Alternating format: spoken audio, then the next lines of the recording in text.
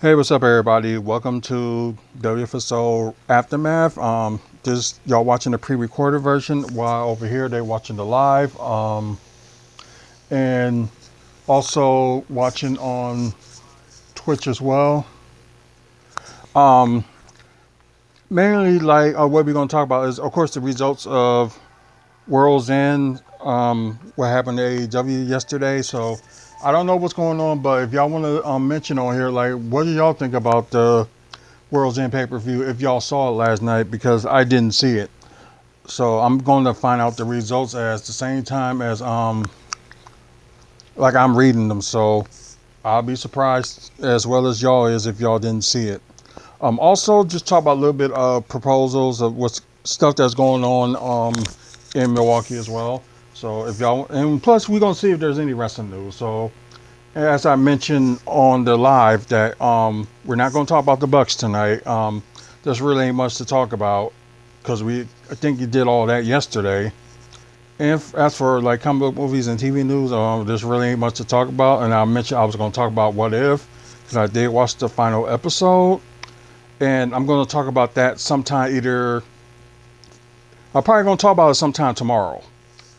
Um, And plus, we probably gonna end up, going live for the WSO Top 10 tomorrow afternoon. So gonna try to manage to see what when we're gonna do that.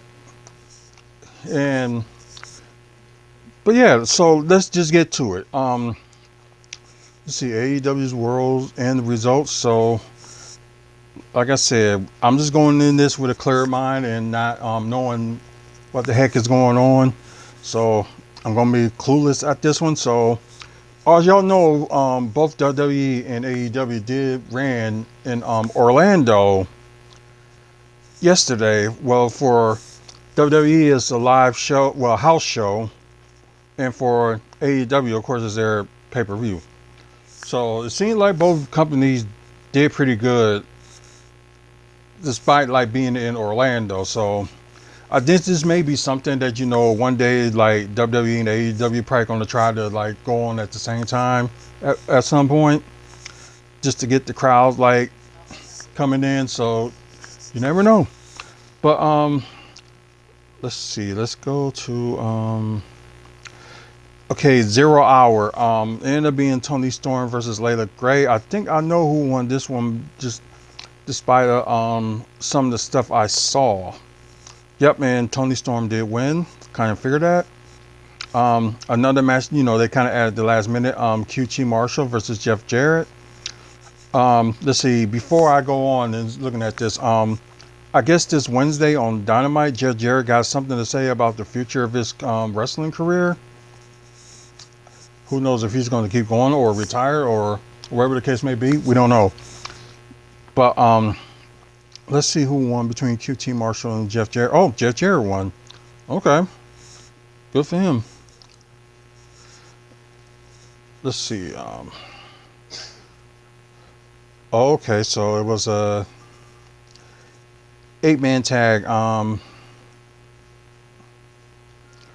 well, you got the Outrunners and Top Flight versus Action already, and well, you got the other half of Top Flight just going against each other. That's something. Action already, Leo Rush, Lance Archer, and Brian Cage. Yeah, this is interesting indeed, and quite surprising that they went this route. So yeah, I'm pretty shocked. So let's see who won. So it must have been okay. Ashton Moretti, Leo Rush, Lance Archer, and Brian Cage won the match. So yeah, I was kind of like surprised at because I knew there was something going on with this feud, but as I mentioned, Dynamite and of course Rampage and Collision. So I missed half of the stuff that was going on with them because I know they was like in the argument and stuff, but I just didn't know if they was actually kind of split themselves. So that I didn't know. After the match, private party music hits and they appear to stare down Rush and Orari. Okay. Let's see. I think now they on the Yeah, okay, they're now on the main card, and it seemed like it was nothing but like two, okay, three matches. So that was on the 0 hour. Fair enough. Okay, you got Kyle Fletcher versus Will Ospreay in the semifinals match for the Continental Classic. So I'm just gonna see who wins and just go from there. Okay. Oh well, Ospreay won. Okay. So I was wrong about that one. I thought it was gonna go with Kyle Fletcher. Um, I don't know why I was just going for him, but just something different. Okay, now this other semifinals for the Continental Classic. Kazuchika Okada versus Ricochet. Um, yeah, it seems like Ricochet really know how to,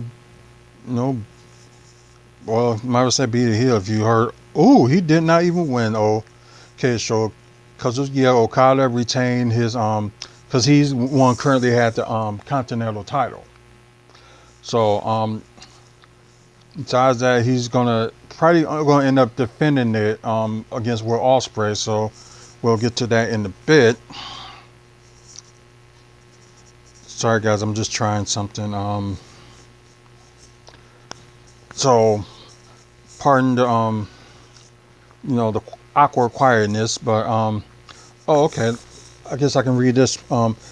After the match, Swerve Strickland music hits and he appears on the entrance ramp.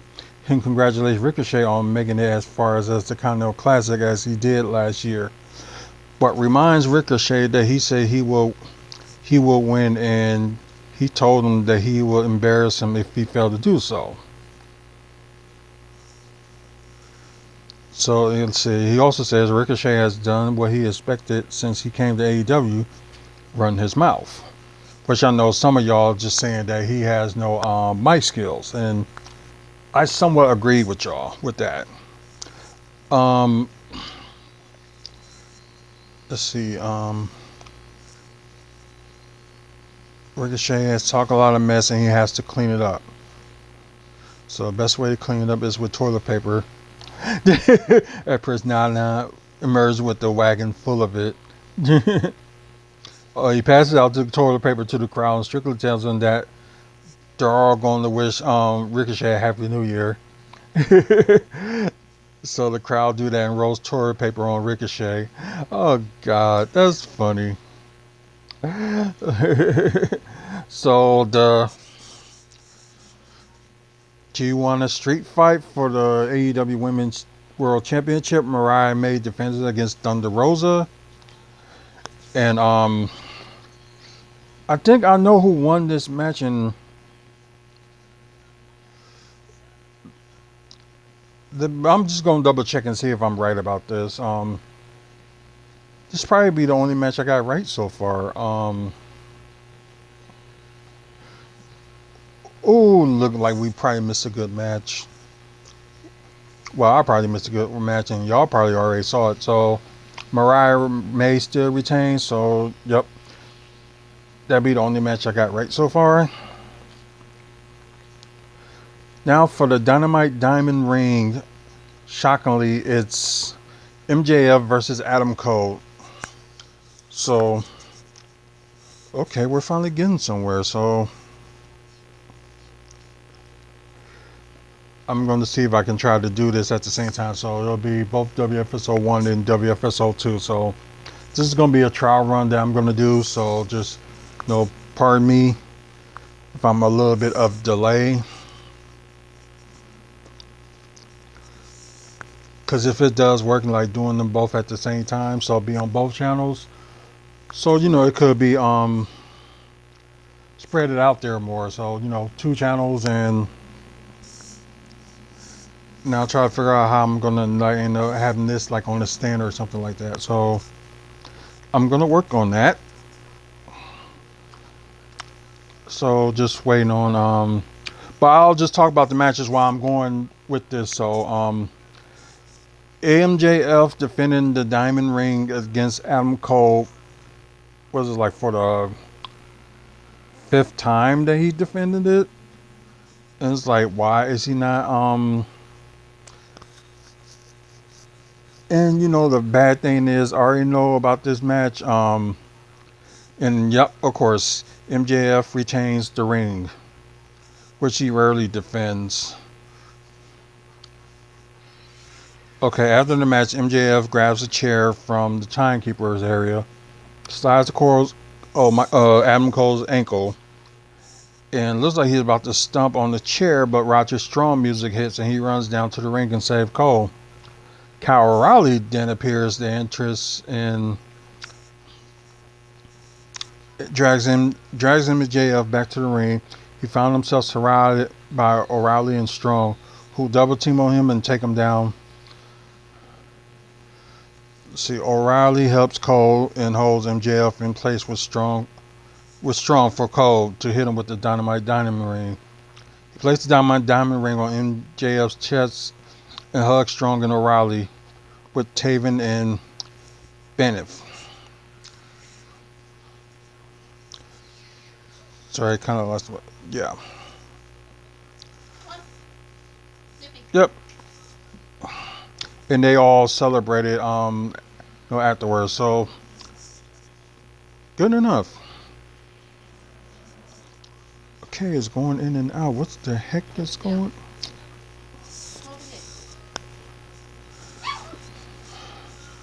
Like I had it at one point, and now it's just like But like I said, I'm gonna keep this going. So, like I said, I only got one match right. So,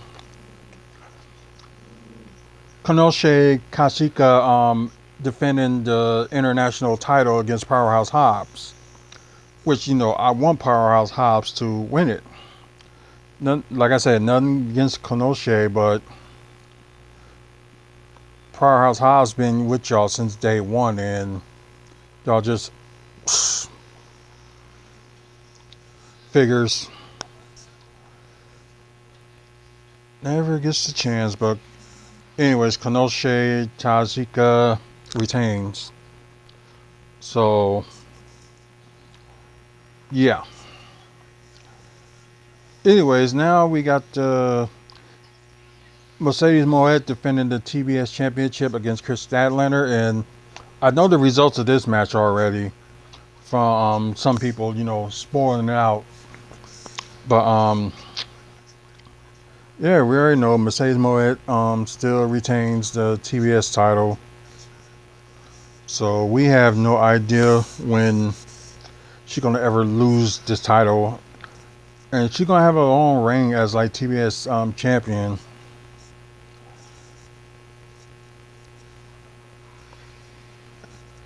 It's not. I don't hate her or anything like that. So don't get me wrong. It's just like some of her attitude is just like, just not great. Just put it that way. Okay, now the finals for the Continental Championship and the finals, of course, for the Continental Classic. Of course, you got Kazuchika Okada defending against Will Ospreay. This would be good, probably be a good title for like Ospreay to win it, to hold if he wins it.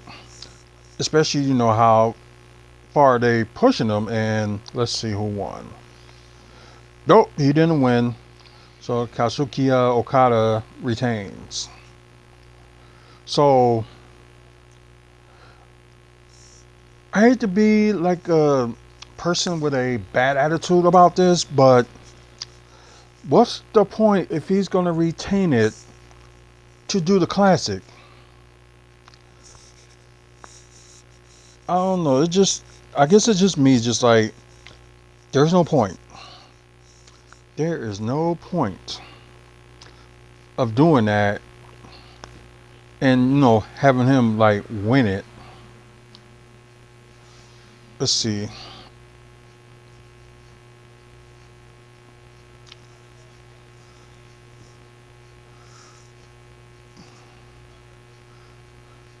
Wait a minute. Okay, so this is interesting. Sorry, y'all, but yeah, let me do this for a bit. Then we're gonna talk about after the match, because Well, I'm just reading right now, and y'all probably reading some of this too. The ones on the pre-recorded show. That after the match, Okada offers his hand to Ospreay as a show of respect. Ospreay, which is shockingly we wouldn't see this often, offers not to shake his hand and slides out of the ring. But yeah, shout out to Bubba Butt Plant Nerd.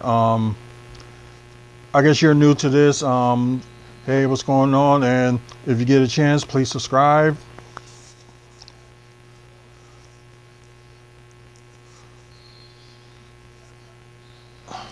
I swear this phone doesn't like me. So I'm still gonna try to do this. Probably have to probably do it with my other phone, and I gotta look for that somewhere. So maybe I'll try doing that with that, but kind of sucks. But anyways, Christopher Daniels appears on the Empress ramp and say he will normally present Okada with the Continental Championship. He is no longer an EVP of AEW, and someone else has stepped in to take his place. Kenny Omega's music ended up hitting. Thanks a lot, Bubba.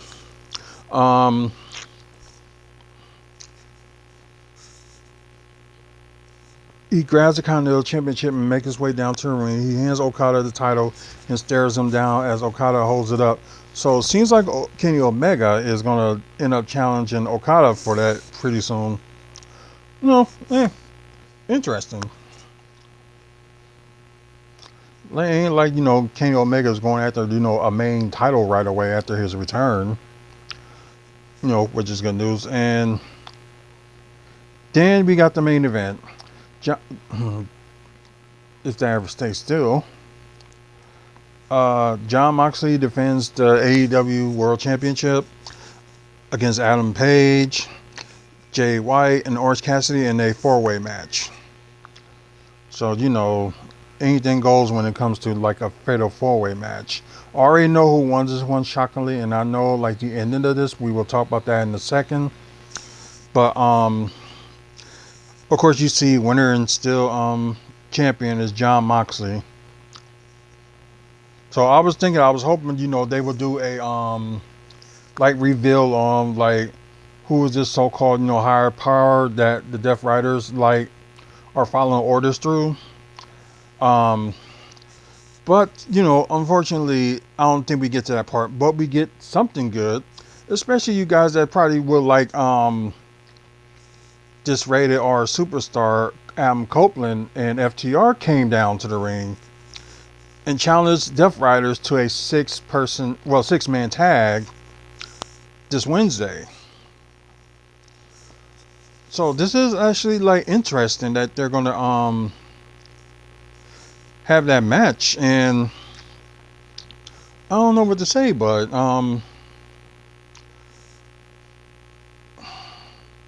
wait. So okay, there was more to it, and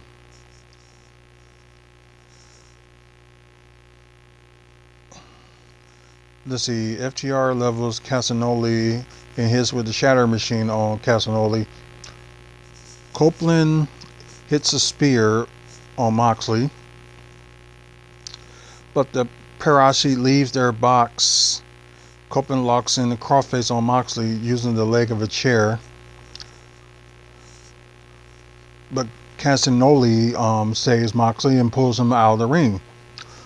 And I already know y'all let some of y'all just read what it said. For those who's watching it live and probably don't know what was said, it's mainly just saying, he grabs a mic and, he was, we'll talk about Moxley, that they're coming for him and rated FTR are taking it all.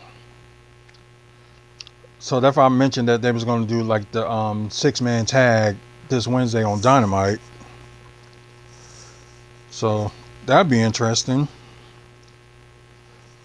But there'd be like a few people I'll be like interested in seeing.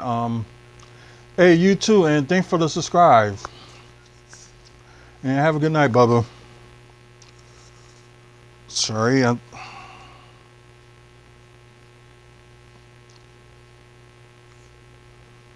Come on.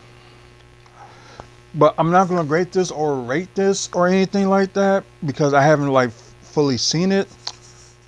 Normally, I will try my best to like go watch it, but it didn't not gonna appear that way. But anyways, it was okay from just what I read. It looked like it was okay to like them closing out the pay-per-view. Like if a good guy ain't gonna win the main title, you might as well have another good guy come in and challenge. So that's good news. Sorry. FSO after math.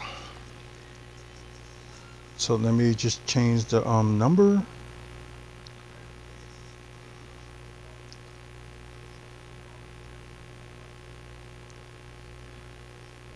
There we go.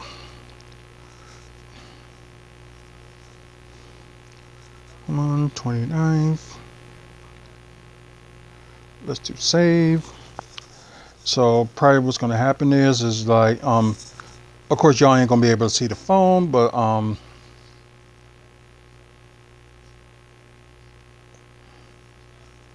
okay. There we go. Take care of that, and let's try to go live with WFSO 1.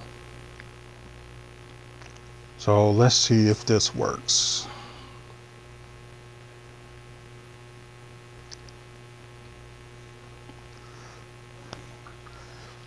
Okay, yeah, we're on live.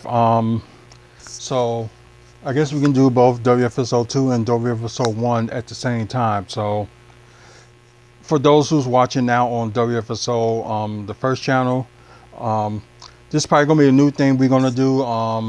Try to do some live episodes of certain shows like we are right now with Aftermath. Post live on Twitch and live on YouTube, and right now pre-recorded on YouTube as well. So we just got done talking about AEW's World's End, and normally if I was seeing the pay-per-view I would have graded, but I didn't, and I'm not going to grade it or I'm not going to rate it. So what in the world? Okay, they must mean 3 former WWE stars spotted backstage at AEW World's End.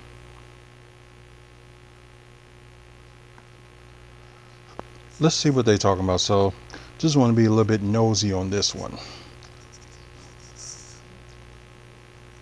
So Tom Barron, Prescott, and AJ Francis. Okay. Oh, Tyler Breeze was there too. So sorry if I do this a little bit, guys, like on the side, but I'm just trying to look at the screen. So that's interesting.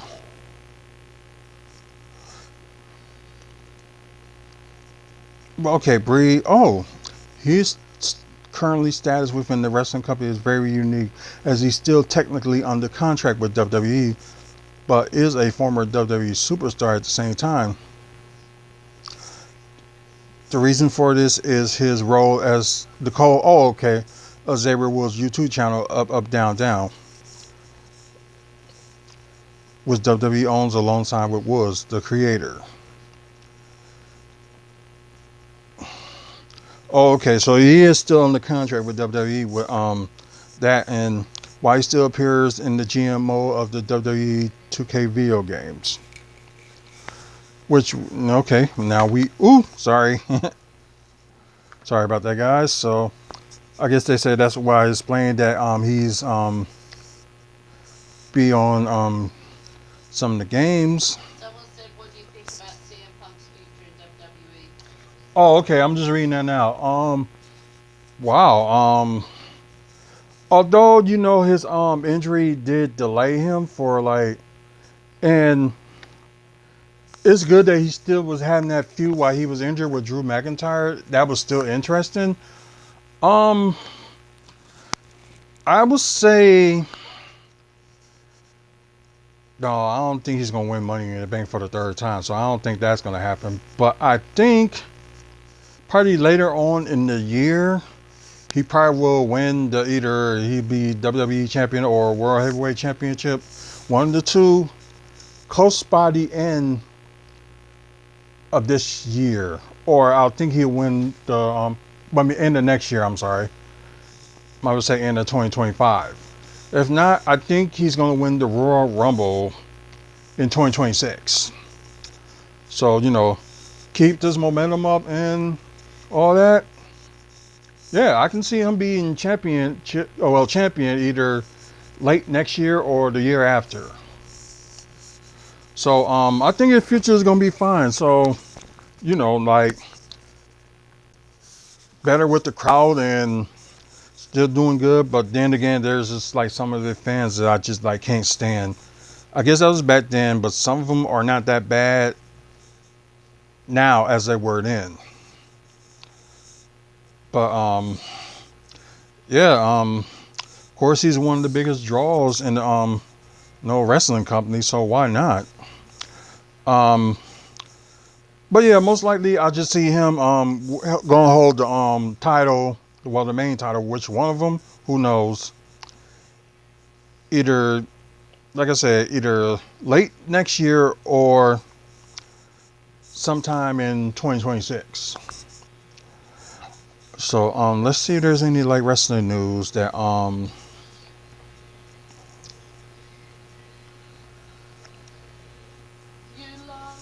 let's see. I know nobody don't care about this, but I know a few of my friends does. But Seth Rollins and Becky Lynch are investing in a tour bus.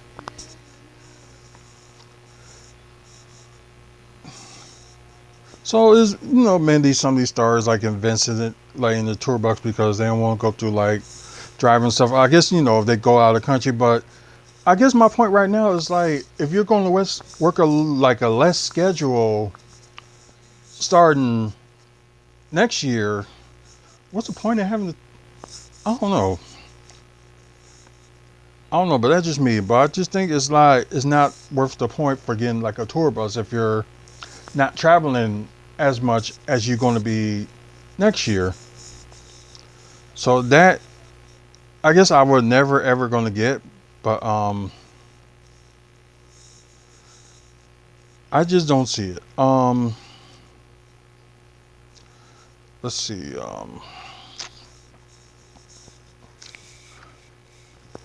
Sorry, I had to hold that in the middle, and let's see.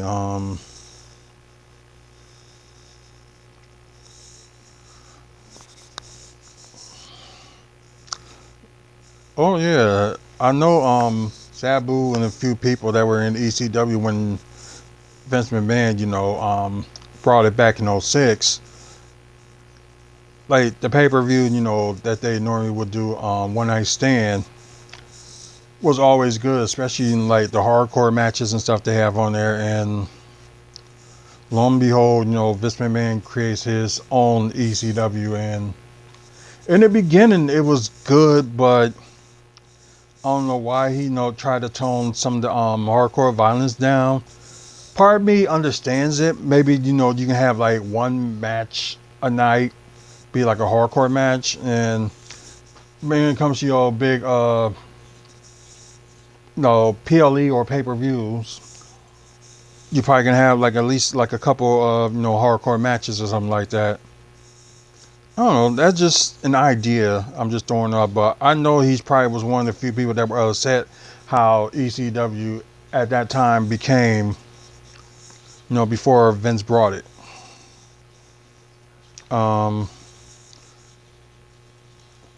Of course, I just mentioned about these already, and um,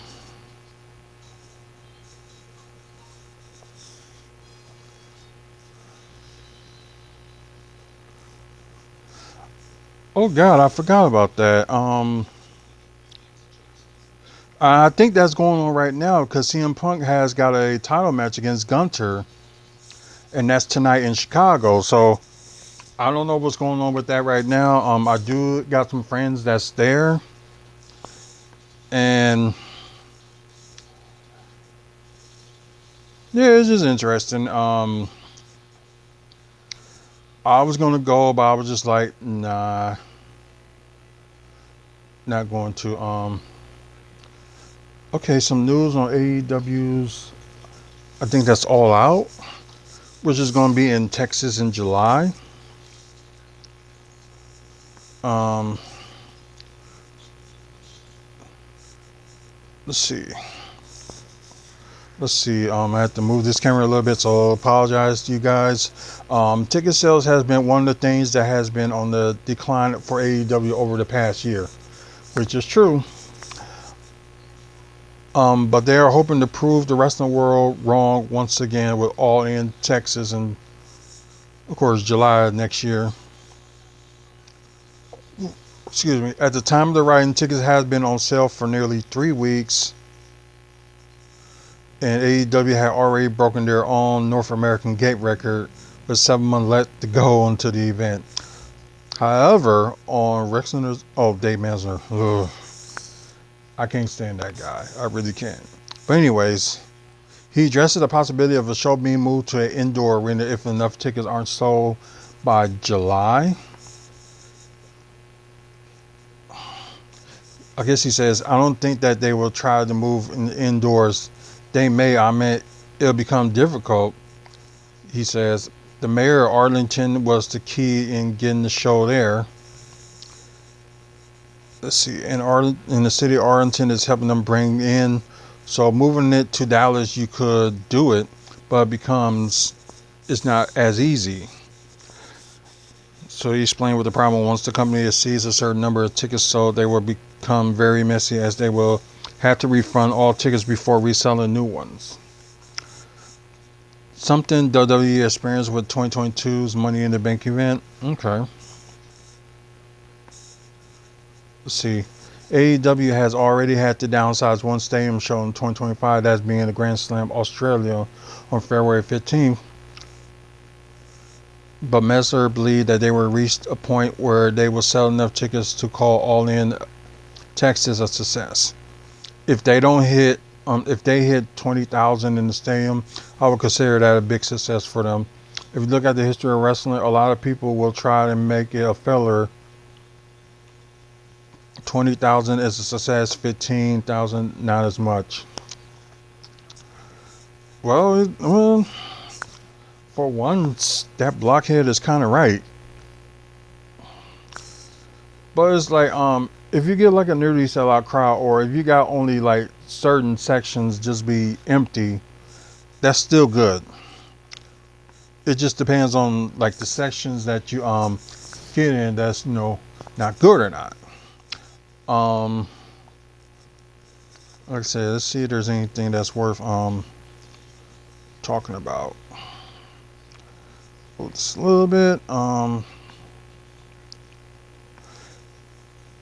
yeah, speaking of that Chicago show, like before Bronson Reed got injured, it was supposed to be him and Seth Rollins in his steel cage match. But as y'all know, that did not happen because Bronson Reed's injury. So let's see.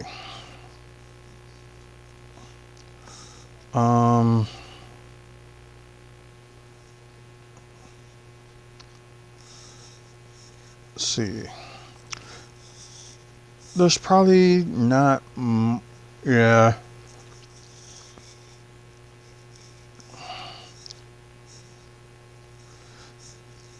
Yeah, I probably should look in here earlier for the final card while I was doing that review on Friday.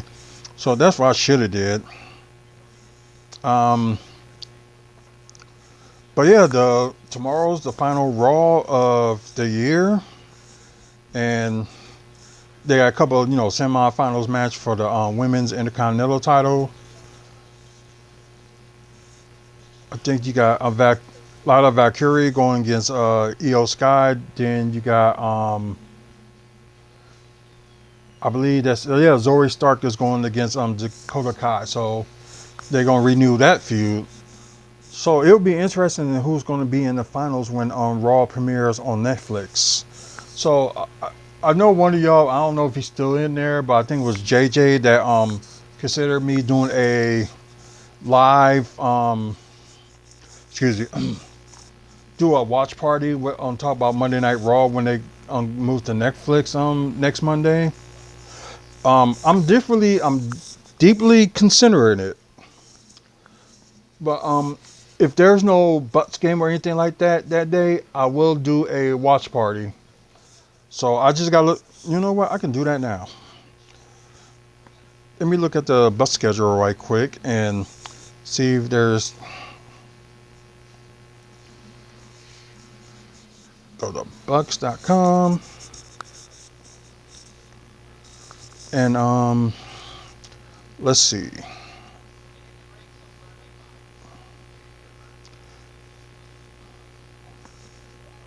Yeah, for the first time in a long time, I never got the booklet schedule for the Bucks. And normally, they would have something like that out, and I just didn't get it in time. So, you know. Oh man, yeah, there is a game that day. So most likely it will not be a well, maybe I can, cause I can always watch the game on my laptop and then watch on Raw on TV. So yeah, I am gonna do a watch party. I'm gonna do it for YouTube Live, and I'm also gonna do it for WFSO one channel, but not the two channel, just one. Yeah, I think I'm gonna end up doing that, and I should have caught that before while I was looking at the Scott Bank Arena earlier today, just seeing like if they was gonna have SmackDown before they have Elimination Chamber. So yeah, it can be done. So I will do it. I just gotta keep reminding myself, and plus remind me on next Sunday to that we were going to do that. So please remind me so I can remember. So it'll be interesting. That's not where I want to go. But otherwise, yeah, there's not much on wrestling stuff to talk about. So we just gonna move in to just talk about a couple of things that's going on with Milwaukee. And before we go on, like I said, with okay, there we go. I don't know why it keeps doing that. But like I said, I'm gonna talk about what if, like my review of the whole season. Talk about that in a different video. I might just talk about that. Yeah, I'm most likely gonna talk about it tomorrow. And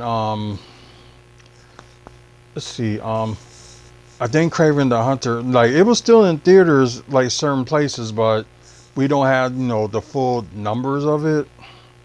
So that's probably something. You know what?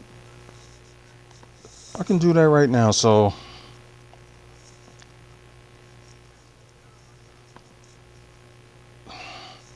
let's see if I can find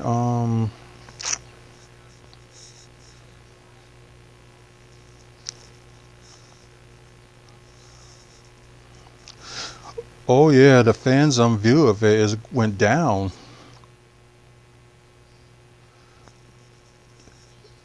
At one point, it was like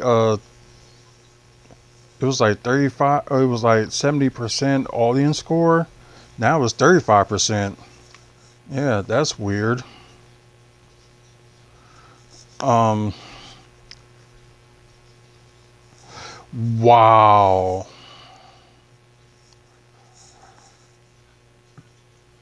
Let me go to Wikipedia because they probably would have like a more accurate number of how much it made. If it made what I think it made for what they were showing on there. Oh God, this is bad. 52.6 million worldwide for the couple of weeks, including this weekend that it been out. So yeah, this is bad. But then again, if you're gonna watch a movie that's gonna make you fall asleep like it did with me last weekend, I guess you will understand why it's rated like so low for well, the score that people vote for it was so low. Yeah, 110 to 130 million was his budget, and they only made like 52.6 million. So most likely with them is like Sony is gonna kind of reboot their Spider Verse in a way, because with Doomsday and Secret Wars, I guess every like all scoopers and stuff claim that after like Secret Wars and stuff, like most of the timeline and stuff that they're gonna do is gonna be fully rebooted, and like everybody's gonna be like in one universe. So you might see like double the wrestler, not like double the other characters, or the characters that already died. You're gonna have like another variant of them appearing.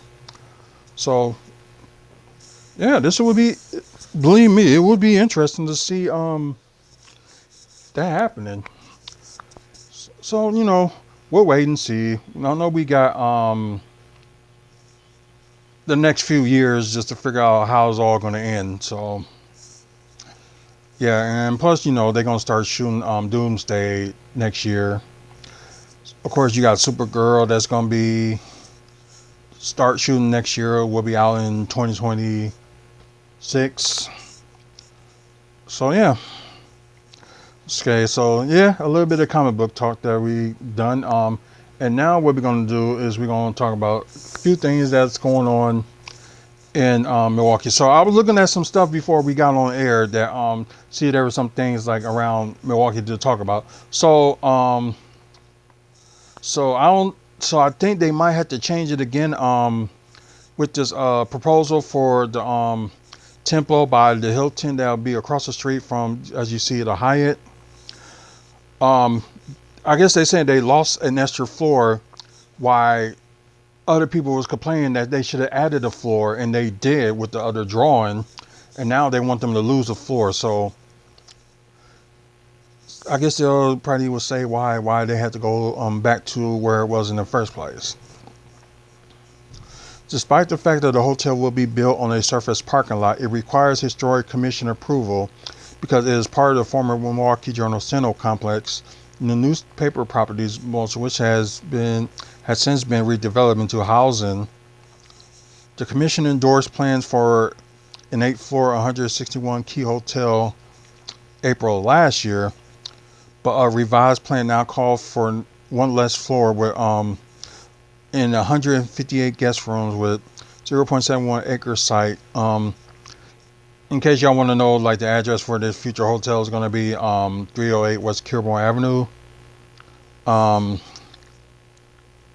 According to the following, Cater Slater, architect and associate principal Ethan Skills, what's being removed is an indoor parking structure. The 2023 design fill-in shows the indoor structure that will include approximately 60 spaces.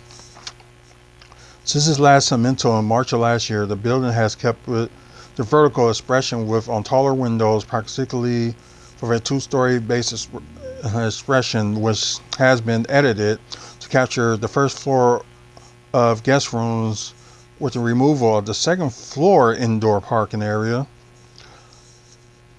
He says, we are maintaining and proudly mandatory flooring with its interrupted expression with a 2-bay wide entry condition, which reads as its third vertical slot on the east facade. The L-shaped hotel will include almost 30 surface parking lots, accessible from an alley behind the building, which, okay, The space was previously to be filled with a twisting ramp up to the second floor structure. While not formally addressing the following, the proposal could rely on a shared parking arrangement with one of the several nearby parking structures. A new apartment tower on the east side of downtown will rely on a part of a city-owned structure. Okay. The hotel across from the Marquette Parks. I'm sorry, Pierre Marquette Park. Sorry about that. Will still include a first floor restaurant and a large lobby. HKS Holdings had pursued the development of a new hotel publicity since 2021. Representative at HKS did not immediately respond to a requested comment on the design change. So they submitted a revisit design in August, which they did, but withdrew the plays of flavor of a new filling. Let's see what else.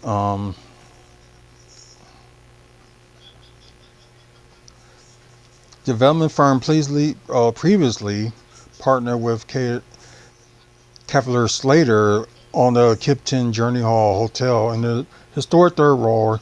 That's still part of downtown, just to let y'all know for those who don't know. Let's see.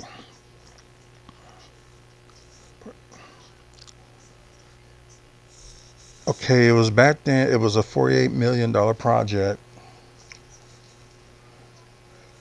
Allows foreign nationals to obtain a green card to exchange for a $900,000 investment that creates 10 permanent jobs in a targeted employee area where the census tract or those directly adjacent to have an unemployment rate of excess 150% in the national average. Tempo brand is one of the newest Hilton hotel flags.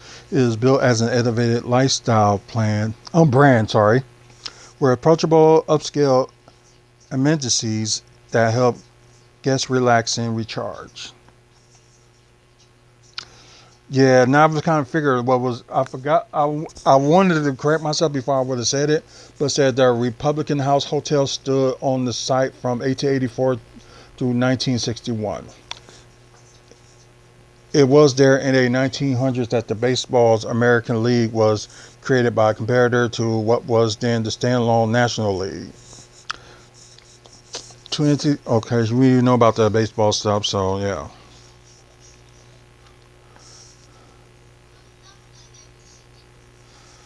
Okay, so they comparing from the first proposal, which was this in 2022. If y'all can see it like a little bit difference of because I think the one they proposed in 2023 have they had like somewhat smaller windows and stuff from 2023. And it was a little bit, I'm gonna say it was okay,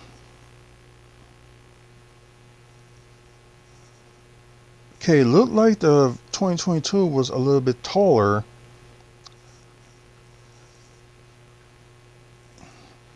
And some of the things from seems like from the 2023 renderings is a little,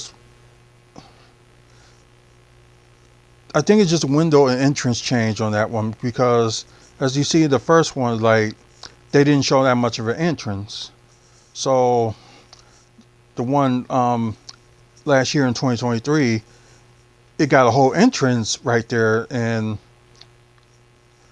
of course the signs and stuff. So yeah, it had a bigger entrance. So let's see the difference of it. Let's see what's the difference of it this year.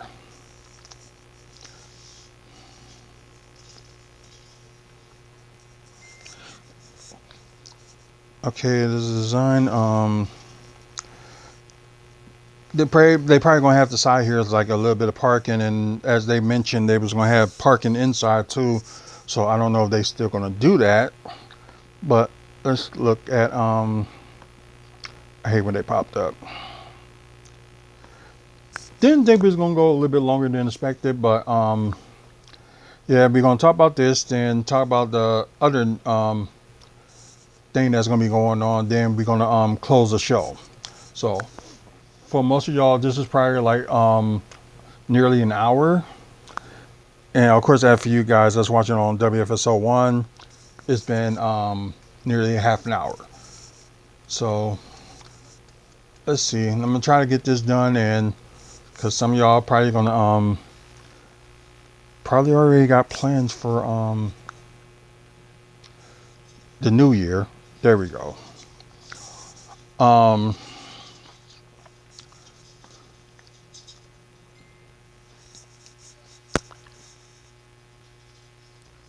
the only difference I see that, it got the windows up here. Instead of, they say 162 rooms is going to be 157, which is still fine. And I did mention on some videos in the past that the Hilton that's like nearby, well, I might as well say it's across from the Bear Center, is going to reduce rooms as well, but it's going to make it like a bigger convention hall. So that's the plans on that one. But let's see.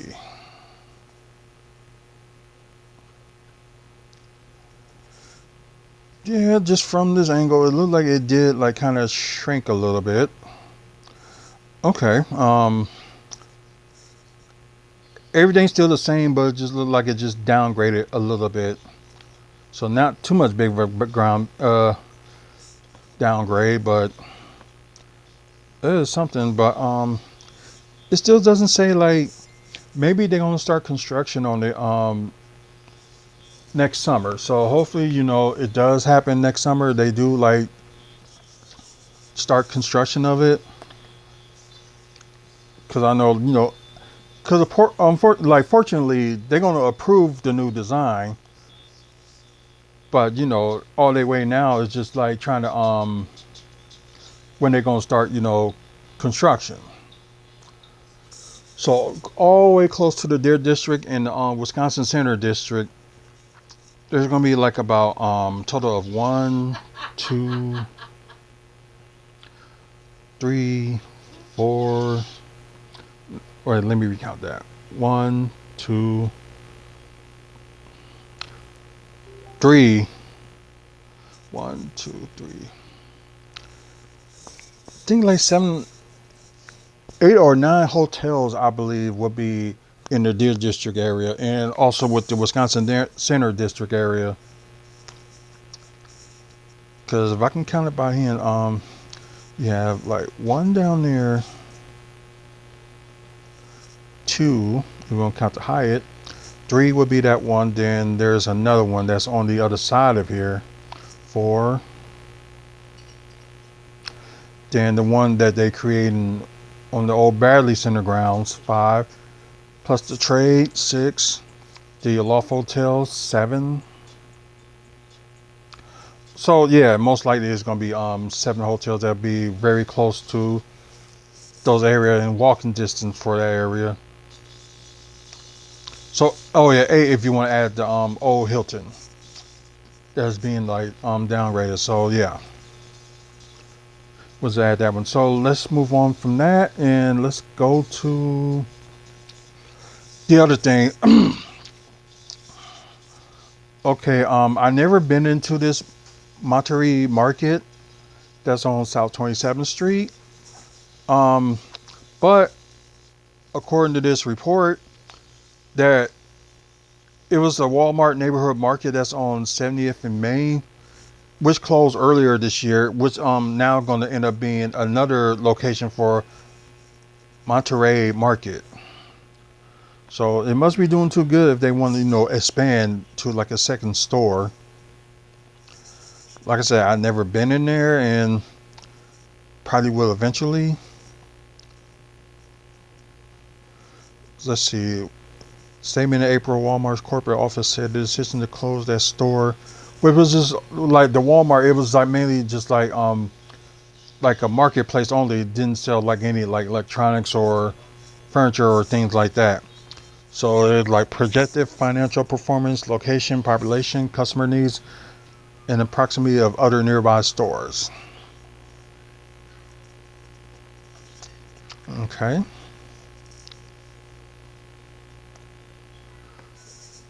Let's see. Oh, the original store was on South 13th Street before they do the one on 27th Street.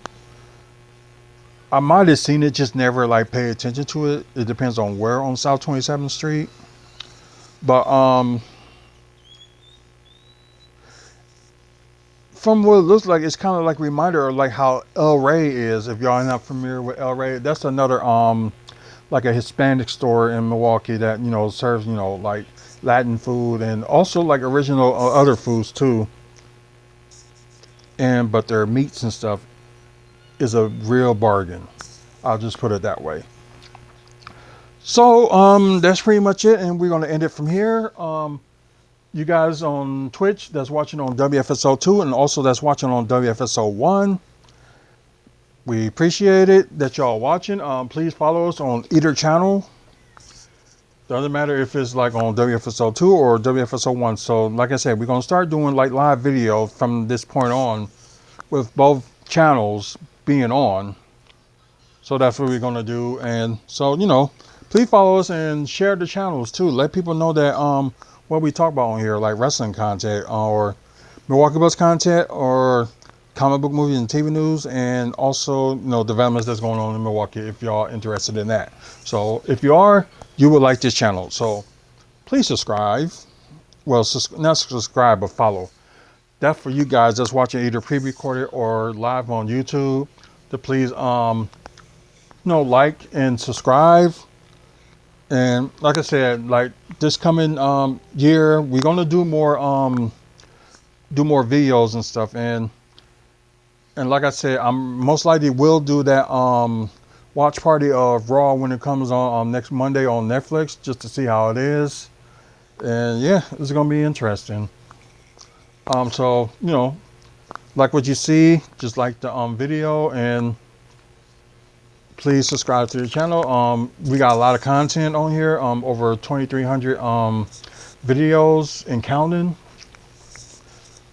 And also like we also got the season finale on Tuesday for Exclusive. So probably on New Year's Day, which will be Wednesday, we'll talk about what's going on with the channels in 2025.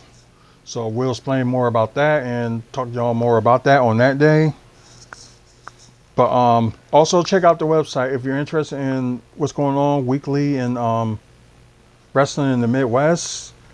Also, if you want to see like photos of what we took with Bucks players, wrestlers, and all that good stuff. So check that out. And also there's more stuff to check out on the website too. Especially if you want to be a sponsor. That's on the sponsor page. So more information on that will be on there as well.